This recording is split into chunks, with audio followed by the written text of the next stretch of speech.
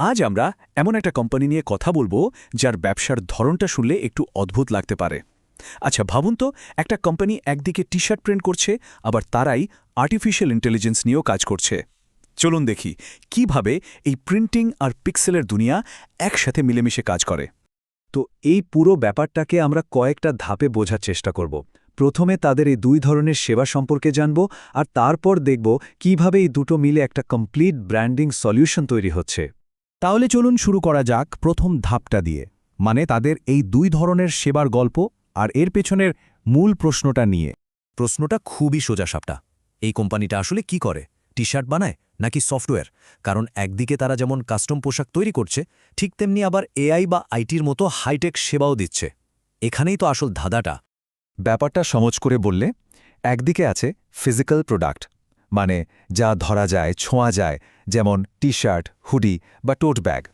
আর অন্যদিকে আছে digital service, যেমন ওয়েবসাইট বানানো বা সোশ্যাল মিডিয়াতে অ্যাড চালানো। দুটো কিন্তু একদমই আলাদা জগৎ, তাই না? চলুন প্রথমে তাদের ব্যবসার যে অংশটা আমরা চোখে দেখতে পাই, মানে তাদের পোশাকের দিকটা, সেটা একটু ঘুরে দেখি। তাদের প্রোডাক্টের লিস্টটা কিন্তু বেশ লম্বা। মানে সাধারণ গোলগোলা টি শার্ট থেকে শুরু করে বড় বড় কোম্পানির ইউনিফর্ম, খেলার জার্সি, এমনকি কাস্টম ডিজাইনের হুডি বা পাটের ব্যাগ পর্যন্ত সবকিছুই তারা বানাচ্ছে। বোঝাই যাচ্ছে তাদের প্রোডাকশন ক্যাপাসিটি কতটা বড়। আর প্রিন্টিং টেকনোলজির দিক থেকেও তারা কিন্তু পিছিয়ে নেই। দেখুন, ডিটিএফ বা ডিটিজির মতো আধুনিক টেকনোলজি ব্যবহার করছে। এর মানে হলো মাত্র একটা টি শার্টেও খুব ডিটেইল ডিজাইন প্রিন্ট করা সম্ভব। আবার যখন অনেক বেশি অর্ডারে দরকার হয়, তখন স্ক্রিন প্রিন্টিংয়ের মতো পুরনো আর ভরসামন্দ পদ্ধতিও আছে। মানে কাস্টমারের যা দরকার সেই অনুযায়ী সমাধান তাদের কাছে আছে। আচ্ছা, ব্যবসার এই ফিজিক্যাল দিকটা তো দেখলাম, এবার চলুন তাদের অন্য দিকটা দেখি, যেটা হয়তো চোখে দেখা যায় না, কিন্তু একটা ব্যবসাকে বড় করার জন্য ভীষণ জরুরি, তাদের ডিজিটাল সার্ভিস। তাদের ডিজিটাল সার্ভিসের লিস্টটাও কিন্তু কম লম্বা না। ওয়েবসাইট বানানো, ফেসবুক, গুগলে অ্যাড দেয়া, লোগো ডিজাইন করা, এখানেই শেষ নয়, তারা এআই চ্যাটবটও তৈরি করে দেয়। এমনকি অ্যামাজনের মতো আন্তর্জাতিক প্ল্যাটফর্মে ব্যবসা চালাতেও সাহায্য করে। তো এটা থেকে স্পষ্ট যে তারা শুধু একটা প্রিন্টিং কোম্পানি নয়, রীতিমতো একটা টেক কোম্পানি। যেমন ধরুন তাদের এই অফারটা, ফ্রিল্যান্সিং কোর্সের ওপর 60% ছাড়। এটা কিন্তু শুধু একটা ডিসকাউন্ট না, এটা দিয়ে বোঝা যায় তারা শুধু সার্ভিসই বিক্রি করে না, মানুষকে ডিজিটালভাবে দক্ষ করে তুলতেও কাজ করছে। এটা তাদের ব্যবসার আরেকটা দিক। একইভাবে তাদের প্রিন্টিং সার্ভিসের দামের ব্যাপারটা দেখুন, খুবই স্বচ্ছ। এই যে ডিটিএফ প্রিন্টিংয়ের একটা স্যাম্পল প্রাইস লিস্ট, এটা দেখে যে কেউ সহজেই নিজে খরচের একটা আইডিয়া পেয়ে যাবে। ব্যবসার ক্ষেত্রে এই স্বচ্ছতাটা কিন্তু খুব জরুরি। তো আমরা দুটো আলাদা জগৎ দেখলাম, একদিকে প্রিন্টিং, অন্যদিকে ডিজিটাল টেকনোলজি।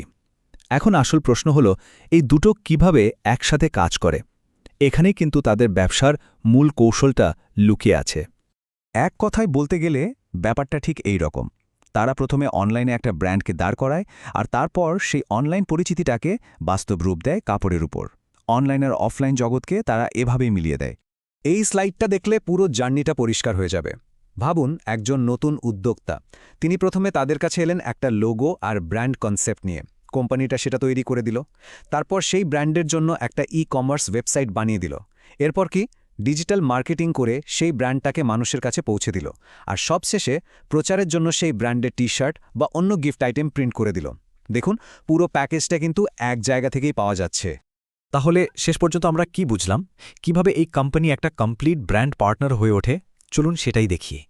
এই যে এন্ড টু এন্ড পার্টনার বা ওয়ান স্টপ শপ বলা হচ্ছে, এর মানেটা কি? এর মানে হলো একজন ক্লায়েন্টকে তার ব্র্যান্ড তৈরির জন্য আর 10টা জায়গায় দৌড়াতে হবে না। একদম আইডিয়া লেভেল থেকে শুরু করে প্রোডাক্ট হাতে পাওয়া পর্যন্ত পুরো কাজটা একটাই কোম্পানি করে দিচ্ছে। এতে কিন্তু উদ্যোক্তাদের অনেক সময় আর শ্রম বেঁচে যায়। তাদের ওয়েবসাইট থেকেই নেওয়া এই কথাটা কিন্তু খুব সত্যি। একটি পেশাদারভাবে প্রিন্ট করা টি শার্ট আপনার কর্পোরেট পরিচিতিকে শক্তিশালী করে। আসলেই তো, একটা সাধারণ টি শার্ট যখন একটা ব্র্যান্ডের লোগো বহন করে, তখন সেটা আর শুধু একটা পোশাক থাকে না, কোম্পানির পরিচয়ের একটা চলন্ত বিজ্ঞাপন হয়ে যায়।